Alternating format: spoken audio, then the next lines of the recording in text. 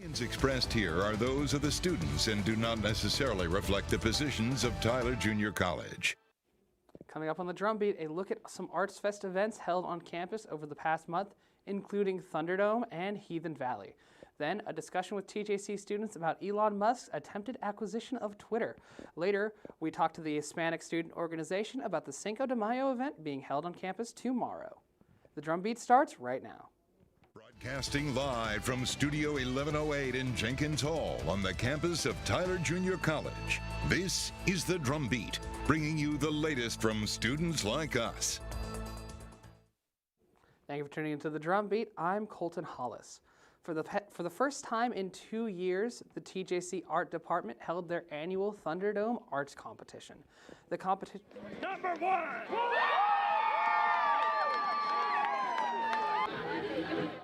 The competition, styled like a tournament, pit two art pieces against each other. 3 judges are then selected from the crowd to judge which piece is better. The winner's piece moves on, while the loser's piece is destroyed. The winner was awarded a cash prize of $200. That prize was then doubled during the Double or Nothing Challenge. Well, I was really trying to go for, it's a specific kind of like art style that I wanted to do, and I really like to paint like figures and people, and I just thought that, you know, please me. It's a good, what's the word? A slogan for like what we're doing here. Like I want to win, so like please me, you know, they wanted to be pleased. Missed the live stream? You can find the full video over on the Drumbeat's Facebook page and YouTube channel. Just search TJC Drumbeat. Elon Musk's current buyout of Twitter is sending the internet into a frenzy. Our host, Santiago Nunez, went out to ask TJC students for their thoughts on this week's Drumbeat on the Street. Good afternoon. My name is Santiago Nunez, and on this week's episode of Drumbeat on the Street, I will be asking TJC students what they think about Elon Musk's recent acquisition of Twitter. I think it's a very interesting financial decision on his part, but he does have the money to spend, so I don't think it really hurts him. I just think it's really funny that this man spent $44 billion to stop being cyberbullied.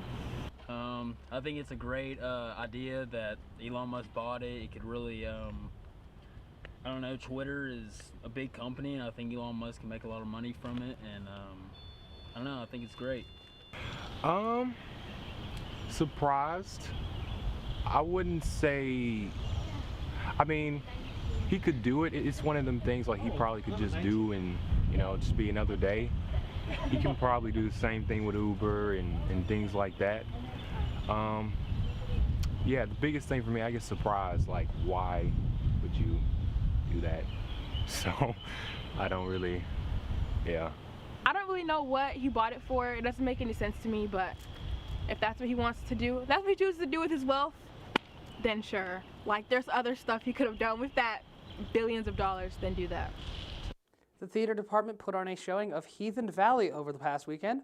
The show is based on the story of the same name written by Romulus Linney and was directed by Dr. David Crawford. The show was centered around a missionary group's journey into the Appalachian Mountains to aid a valley that had forgotten God. While the theater department does not have any more shows planned for their semester, their next event will be the Fringe Festival planned for June 3rd through the 5th. The STEM Club held a demonstration at the All Saints Episcopal School. The students and advisors of the club showed off a microscopic view of the world for the school's EnviroFest event. EnviroFest offers students a variety of events about the environment. Janelle Reynolds was one of the advisors there. So what we did was we took the microscope and we had several pre-made slides, and we had a spider in some acrylic, and that was a big hit with the children. they like to see the little hairs by his mouth and on his legs and the little hooks on the claws, and so that was very fun.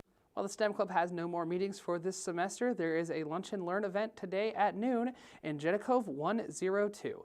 The STEM Club will resume meetings in the fall 2022 semester. Professors are a vital source of help for students. This semester, one art professor went above and beyond to help his students. Our Drumbeat correspondent Andrew Staples has more.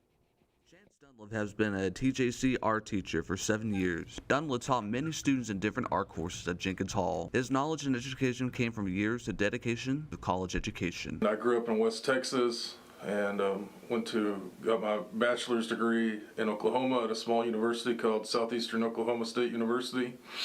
And then I went to University of North Texas and got a Master of Fine Arts degree in studio art, where I focused on sculpture. One student described Dunlap to be a wonderful professor who had a mastery in art.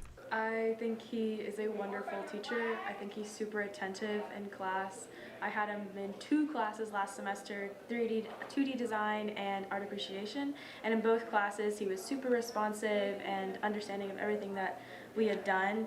Dunlap believes art is something everyone should involve in because of the endless potential for creativity. I definitely encourage everybody to try to make some art, because I think it's one of the last really wild, unexplored things left that we can do. Even as much art has been made, if you make stuff, you can put yourself out there. You can go to places, and you can also be a vehicle. Your work can help other people transport to a place in their mind that maybe they had never thought to go before. Dunlap continues to teach the aspects of art and sculpting at TJC. He continues to give students criticism and feedback to improve on the art they create. I'm Andrew Staples for thedrumbeat.com. Graduation is just around the corner for many students. We have the latest information on the ceremony.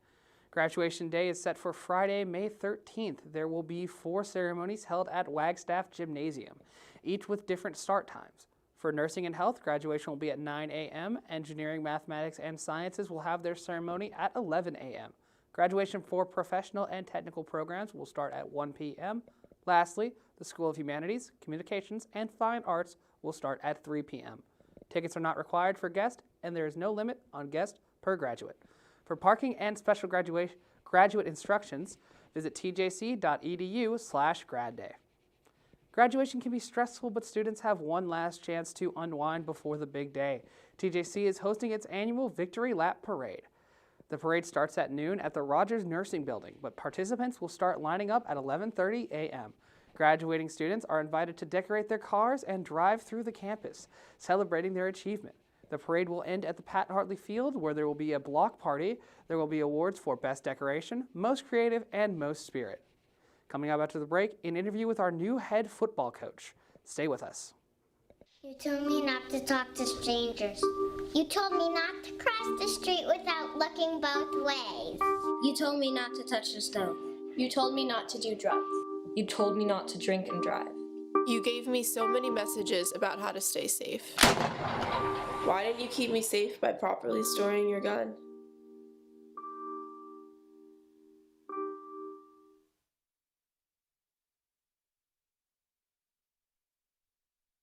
I think it's just vapor with flavor. It won't hurt my kid like cigarettes, right? Vaping is safer than smoking, isn't it?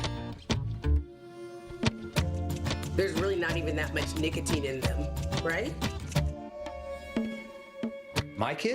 My kid knows it's dangerous. Get your head out of the cloud. Today, nearly 8,000 kids will start vaping, maybe even yours. Learn about the dangers at talkaboutvaping.org. Every day, Millions of people are connecting and even though we're overcoming obstacles, watching each other's backs, and banding together. we should still make an effort. We should still make an effort to get to know each other, on a deeper level. Father, cosplayer, Mentor, actor. it's time we take a step forward. It's time we take a step forward. Come together and discover how accepting our differences can make us stronger. Maybe you can make retirement happen. After all, you made her college years happen. Opening that education savings account when she was little. Spearheading a campus tour.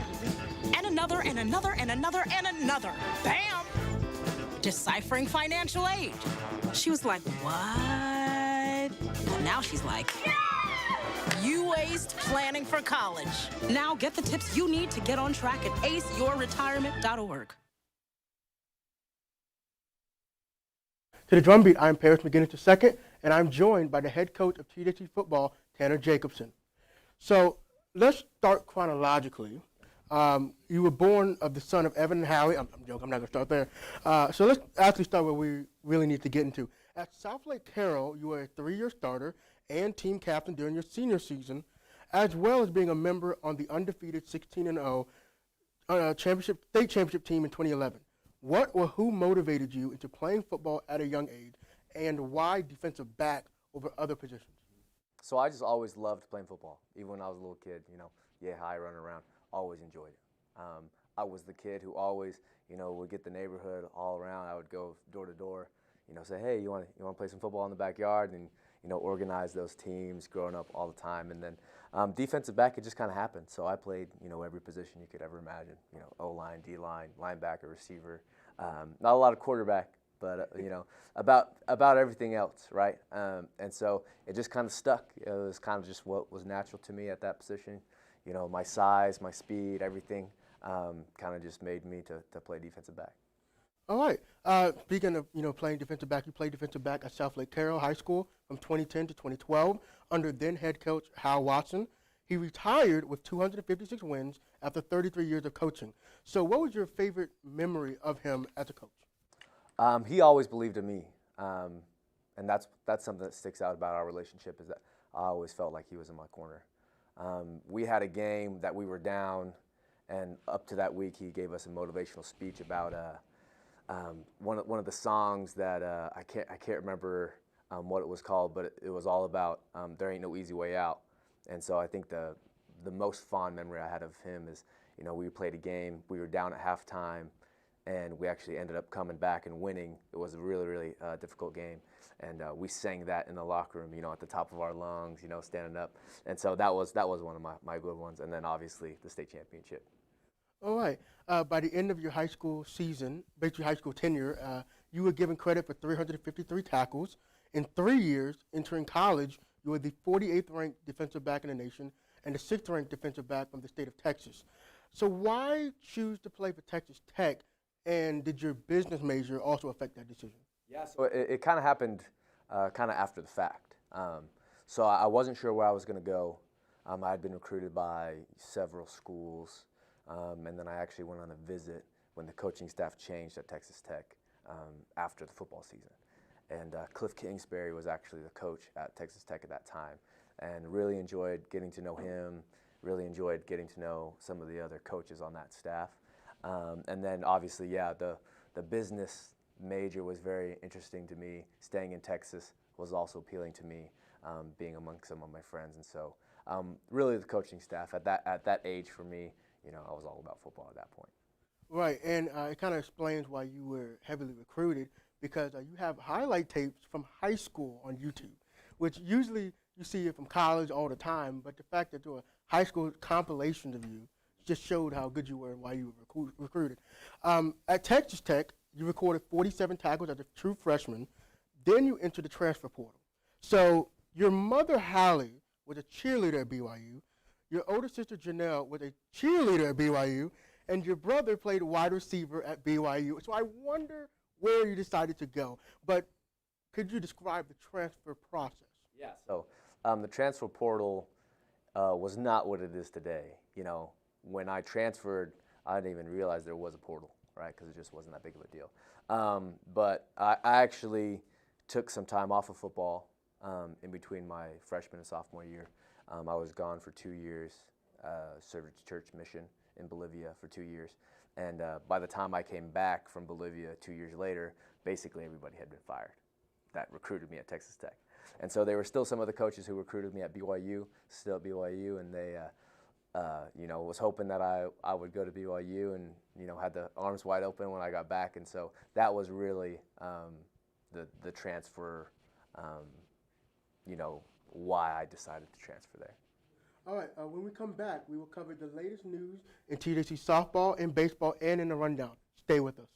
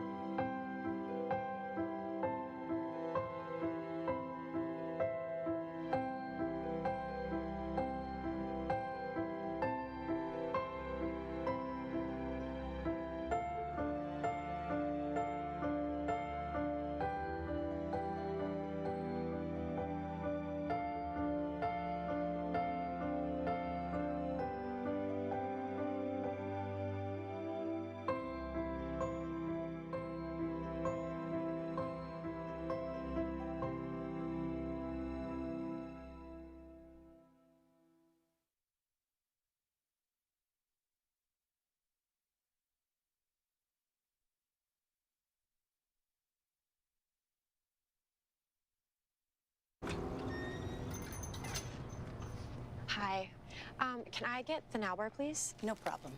$1. Have a good one. Got it. Hi, can I get a now bar, please? Uh-huh. $1. Thanks. Hey, what's going on? Hey. Hey, let me get a now bar. Sure. $1. Appreciate you. You got it. How's it going? Can I get a now bar?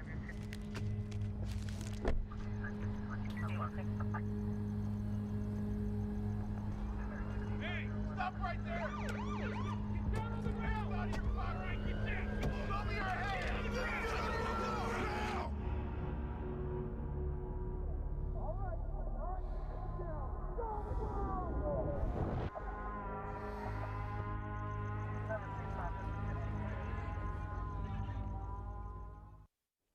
Welcome back to the Drumbeat. I'm Paris McGinnis II.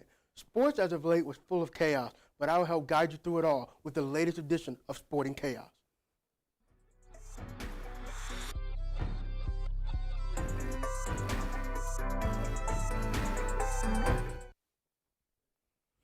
The regular season for TJC baseball is over. However, with a final record of 33 wins and 22 losses, with a conference record of 22-14, TJC ranks second in team strikeouts and an astounding 424 for the TJC pitchers. With a winning percentage of 60%, TJC will be heading to Carthage, Texas on Friday, May 3rd to compete in the Region 14 tournament, which itself will determine who will play in the NJCAA World Series, which is scheduled to start on Saturday, May 28th. I was able to interview head coach of TJC baseball, Doug Wren, about his coaching career here at TJC. Yeah, so I originally wanted to become a coach when I was in college. I have a passion for the sport. I wanted to be able to just help other players, help young men reach their potential, and try to figure out, how this game can help mold them as men in the future, and that's certainly evolved over the years, but that's kind of my passion is to be able to use baseball as a platform to be able to inspire and speak into the lives of a lot of 18 to 21-year-old kids. And so baseball is a very unique sport in which it deals with a lot of failure, it deals with a lot of ups and downs, a lot of high moments, low moments, which is very much so like life. And so it's really easy for us to apply life lessons through this game. And so and I've been very fortunate to have coaches in my life that have done the same thing. And so I was able to be a player here. I was able to come back on staff here under John Groth, and then take over the program in 2009. And so a lot of experience in this program and on this campus, and certainly bleed black and gold. With the conclusion of TJC's softball season, the Lady Apaches await the announcement of the NJCAA Championship Tournament and where they land on the bracket. Graciously, softball head coach Eric Henderson was available for an interview right before regional. I was able to get the latest scoop with this feature of Digging in the Dugout.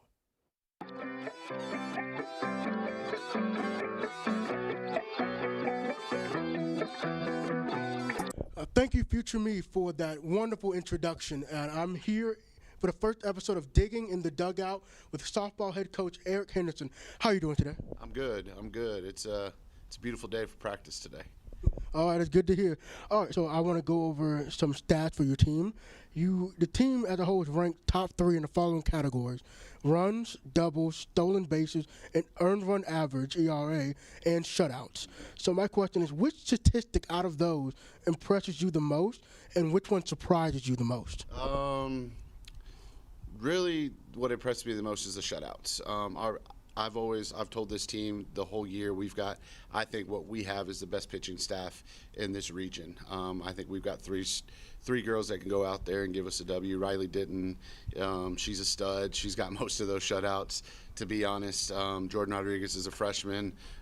She's starting to pitch like I knew she could, and Bailey Weaver gives us some really good innings if we need that spot start here and there. So the shutouts really impresses me because the teams we play, the teams we're shutting out, some of them lead the conference in a lot of categories. As far as the stats that surprise me, the hitting stats really don't surprise me because that's what I strive for.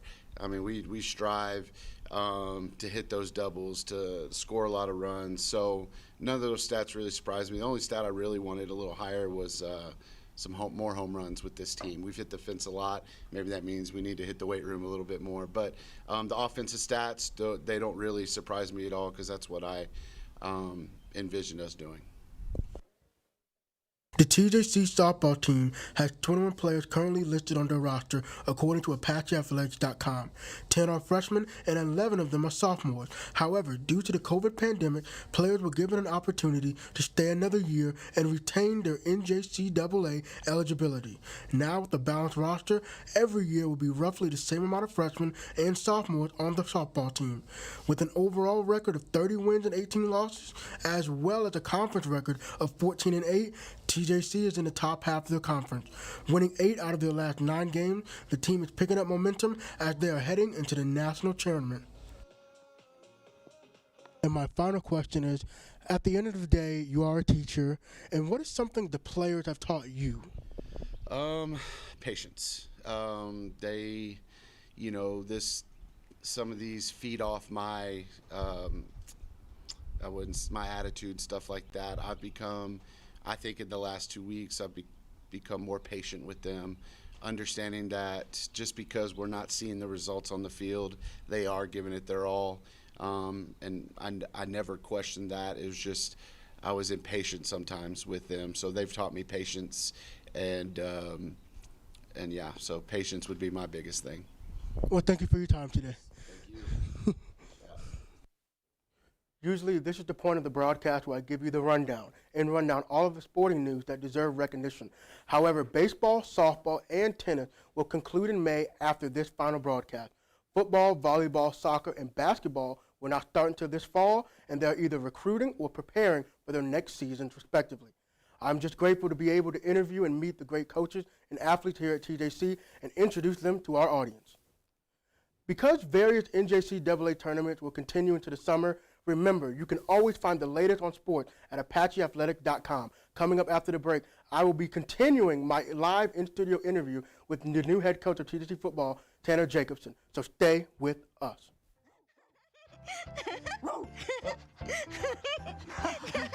What is it, Julia? Why are you so excited, honey?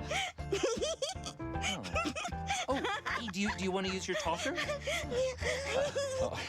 With Julia's autism, using a talker can help her find the words she wants to say. My dog. You want to do something with Rose, Julia? Play ball. Do you want to play catch with Rose? I think Rose is excited to play catch too. Oh, Julia, you show us so many different ways to talk together. Oh, and play. Good catch, Rose. Okay, give Julia the ball. There you go. Okay, throw the ball, Julia. Oh. For Julia's family, early screening for autism made a lifetime of difference. Find out more at screenforautism.org. Okay, Julia, there you go. Whoa, another good throw. That's the way. Sorry about that. No, I've been staying at my dad's place because of everything. Here you go. It's your favorite. It's chicken noodle. He's good. Oh, wait, Dad. Wait, hang on. Yeah, I know. We keep missing each other. I've been working out of my dad's house, doing some reading. I should be working out more. I know it's important to stay healthy. It's just, I don't have the time. I just feel like I'm drowning. In tough times like this, we know it can be easy to neglect your own health and well-being. Dad, it's the girls. Oh. What kind of dance is that? But while you care for your loved one, you also need to care for yourself. You look good. Go to aarp.org/caregiving for free mental health and self-help tips. Welcome back to the Drumbeat. I'm Paris McGinnis II. I'm continuing my interview with football coach Tanner Jacobson. So let's just start right here. You wore number 10 in high school, number 20 at Texas Tech, number 25 at BYU. Could you elaborate on which of the three numbers have the most meaning to you? So believe it or not, they all were just kind of given to me. So I didn't end up picking any of those numbers. And kind of after the fact, by the time I got to BYU, I looked back and I thought, oh, I was 10 in high school, 20 at Texas Tech, now, 25 at BYU. And so I always thought to myself, 1.0, 2.0, 2.5, I guess, And so that kind of chronological just kind of happened. It was just kind of funny that it ended up that way. So if nobody wears 30 on this team, you can be wearing 30 on the sideline? Oh, no, absolutely not. I mean, there is some pressure with 10, 20, and 25 for sure, but nothing like that, no. Okay, just check it. Your experience as a player has translated into your coaching career because you went from a defensive back and kick and punt returner to becoming a defensive backs coach and special teams coordinator. Can you detail on what inspired you to go from the field to the sidelines? Mm-hmm. So during my junior year of college, I did an internship with a pretty good real estate company, and I didn't really enjoy it. And growing up, I always wanted to do something that I felt very, very passionate about. When I was a little kid, if you would have asked me what I wanted to be when I grew up, I would have said football coach. And then other influences came into my life, and kind of thought that being a football coach maybe wouldn't be what I wanted to do. But then after my senior year, I actually got asked to stay and be a part of the coaching staff at BYU, and the very first spring I absolutely loved it. And so that was something that I'm still very passionate about, obviously, and something that I'm very happy that I found. And so to answer your question about punt returning, kick returning, DBs, it's always nice to be able to say that you've done something and then kind of coach from there. It's not a necessity. There's very successful coaches that haven't coached the position that or haven't played the position that they coach. But it's something, not very many people know what it feels like to see that ball kick 50 yards up in the air, go 50 yards, and then you catch it with everybody around you. So to be able to do that and pass some of that knowledge as a player has been great for me. Right, so you were a graduate assistant at BYU, and to kind of further elaborate on that, you coached nickelback specifically, as well as being the assistant special teams coordinator. Then at Snow College, you coached 3 All-Americans, 2 defensive backs, and 1 return specialist, with a young, impressive resume and also a bachelor's degree in economics. What led you to becoming the head coach of TJC football? I think it was just a lot of things. Obviously, growing up in Texas, I was just itching to get back. People say everything's better in Texas, everything's bigger in Texas. Well, it is. I've been gone for a while. It just warms my heart to drive every 50 yards and see a Whataburger. That's stuff like that you just don't understand that you miss when you move out of the state. So I love TJC. I've said this a couple of times. I've always been an Apache. I just didn't realize it yet, right? And so it just feels like home for me. And going through the interview process, it was something that I really, really wanted to get back to Texas, had experienced the junior college level, and so it just lined up for me. Right, so absence makes the heart grow fonder. That's right, that's right. So my final question is, I can't believe we got in here.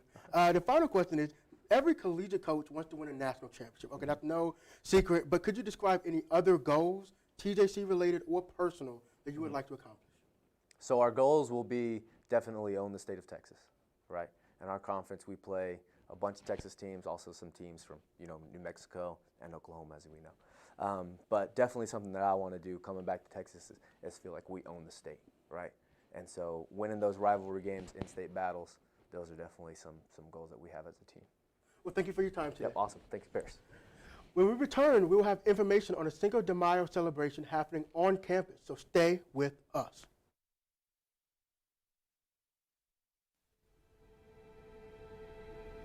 I am what hunger looks like in America. I am an 8-year-old girl who's not excited for the last day of school. Because this may be the last time I'll have lunch. Till September. I am a single father of 2 who works 3 part-time jobs. And that's still not enough to put food on the table.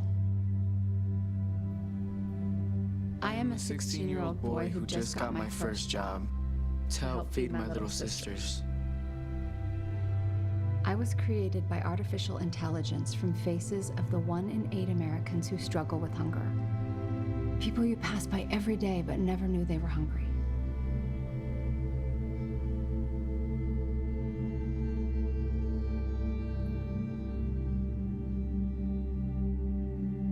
Feeding America, 200 food banks strong. Most of my family, they never graduated high school or even let alone go to college, so I'm trying to break that barrier. My daughter Brooklyn was also a motivation for me to go back to school. It's been so amazing to be able to give our child the life that we kind of pictured us having, even though we didn't really have that. I've been in foster care my whole life. He's so strong to just be able to leave that all behind and still be able to take care of his daughter and be a good husband. Every day after work, went straight to school, studied hard, and it paid off.